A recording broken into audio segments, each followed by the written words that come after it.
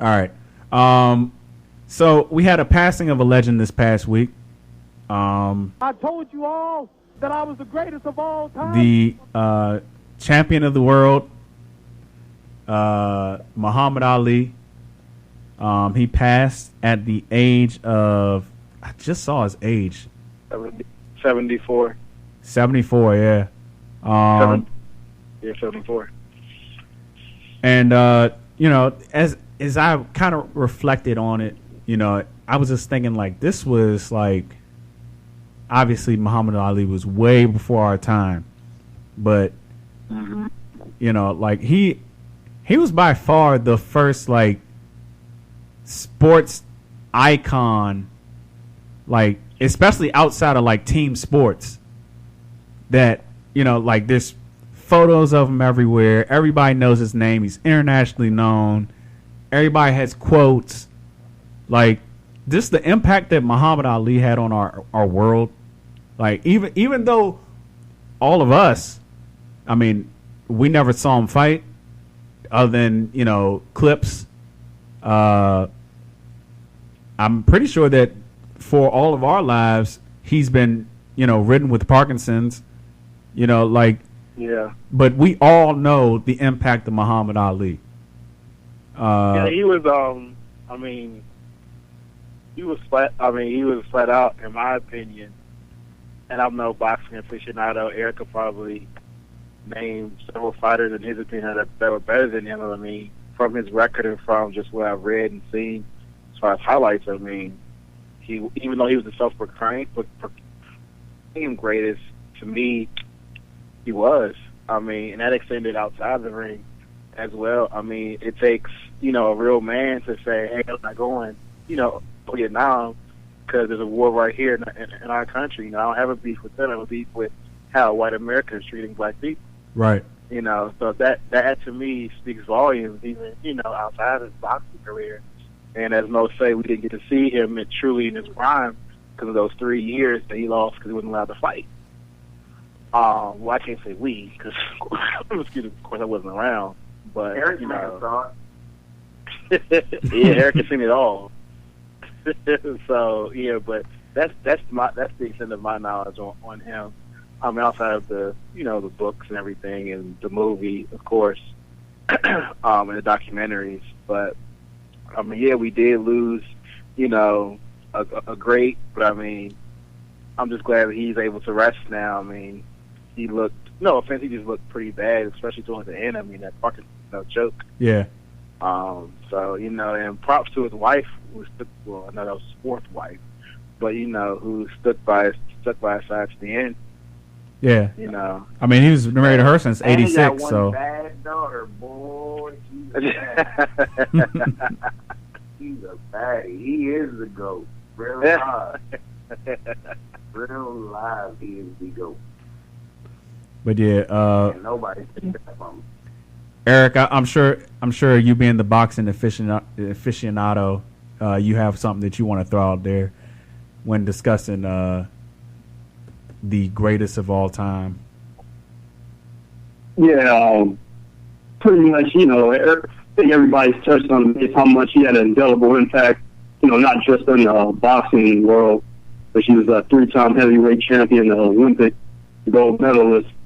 But just the social, cultural impact that he had around the world. And he was definitely obviously more than a boxer. He also was just helping out the black issues as he got older and matured more. He helped out, other situations like, writing letters that get people out of Iran, people who were political prisoners there. Talking down someone from a suicide attempt in 81, negotiating, talking down people during the Gulf War. He's done a lot of impact. He loved kids. Just had a profound impact on a lot of people. Not just political people. I think I also wanted to touch base. A lot of people, in terms of the revisionist history, there's a lot of people. I kind of find it funny that they wouldn't even be rooting for him. Like, if he had those type of beliefs now, and they had like kind of their like, he was okay, and he was a great man, but I don't think they would be like that at the time had they been living, back in the day, like when he refused to go to the Vietnam War in '67. Yeah. Or if he took a stance like that now, he would be getting killed in social media now. I mean, Right. Still in the social media. So, I mean, in the media period, though, when he did that. nah, it was even more so now. No, I think more people wouldn't. I think you can never institute a draft these days as you did back in that time. I don't think people would stand for it. I would agree with you on that. It was a different time then, and I don't know, black people were definitely treated like second-class citizens at that time when they was fighting a war within themselves in the U.S., yet they wanted the black guys to go fight for a war with them that they had no problem with. I mean, that's a big stand. I think that's probably what he really most remembered around the world for, more so than his boxing, to be quite honest. Yeah. He didn't run. He didn't defect to go to Canada or anything like that, or go to the UK. He was going to stay here and serve his time. And he paid for it. He lost his prime years. He lost 3.5 good years of his prime fighting. Because when he came back in '70, he was a different fighter than what he was when he was fighting in the '60s. Right. Yeah. I mean, when you think about it, though, like all the great fighters that we ever had, as bad as it sounds, they all lost their prime. Yeah. Yeah. Whether it was rape, domestic abuse, not going to war, quitting because they got beat up, and George Foreman. But like the best fighters of our generation, period, of all time, we really never saw them at their prime or what they could have been. Yep. Yeah, it's pretty much true. There's a couple of fighters. But Rocky Marciano, the white man's dream. nah, there's guys like Jack Johnson and guys like, Ezra Charles. And Joe Frazier didn't lose his prime either, so. But you are right in that aspect, though. Joe Frazier went into the war. No, he didn't. He volunteered, didn't he? Nah, that was Joe Louis.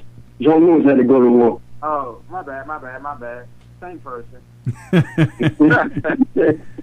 But anyways. Nah, but that was good, though. You are right, though. A lot of his champions have lost a lot of their prime years because of something, like what you just said. So.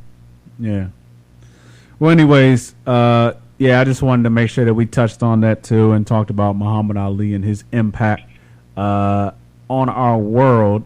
But that's going to be the end of our show, or these two segments here. And we'll be back next time there's something to talk with you folks. Next time a kid falls into a gorilla pit, or next time some great sports feat happens, we'll be here and we'll be chopping it up with y'all. So thanks for listening. Thanks for listening to Pick Six, and everybody that helped out on this show. I appreciate it. Roll them out. There you go.